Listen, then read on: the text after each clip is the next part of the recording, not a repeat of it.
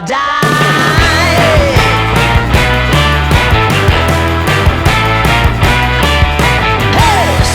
The most important thing about doing sod, Tristan? The most important thing about doing sod, honestly, is making sure that you have nice grass to put down.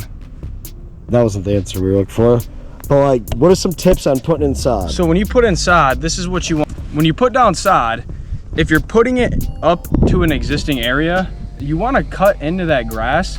So when you lay the sod, the heights match and it doesn't even look like you did anything. That has to be cut, but over here, you can see though how there's a lip all the way around the edge here. And that's where he cut in and he's putting the sod down. Sod Pro. And you want to hand rake nice topsoil. That helps.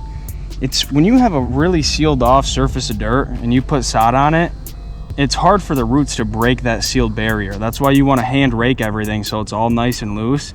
That gives the sod basically a Tempur-Pedic mattress to lay on. So what about tightness? Like, do you want to make sure when you butt it up, like, what does that look like? Yeah, so here, I'll do one for example, how to do it.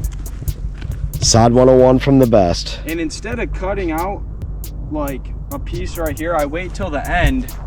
I get everything nice and snug and then I cut the outside, because if you cut everything and it just kind of creates a headache. You want to cut everything at once so all the seams are on one cut versus fucking 30.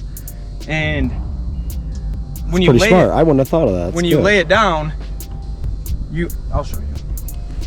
He's just gonna show us. So here's the piece right here, right? So you lay the sod down, and Mark, you want to get a good shot of this? A money shot. That's what your mom said. Yo mama. So you want to snug this up. I see, so you pulled it, kind of has a little bend so you can kind of... And what I do is I take the existing piece that's already down and I kind of fluff it up a little bit. And I just get these joints nice and tight. That makes sense, that way they can join. And when you lay this, you see how here's a seam and then there's not one here? You always want to stagger it. So if you see, every row is laid about a foot past it. That makes sense, so that way they can't shift. Well, it's not so they can't, well, that definitely is part of it, but more or less, it gives the sod a way better chance of binding together versus having a 20-foot long seam. It gets that really hard to grow, and then what happens is when it rains, all the water will hit that one seam, and it'll create a little like inch low spot, so it'll look kind of mids. You want your end product to look good. Like you can see, like we're out on a golf course, like this stuff has to look pristine. So I mean, doing sod there's definitely a skill that goes into it, but at the same time, a lot of people can do it themselves. But not as good as me.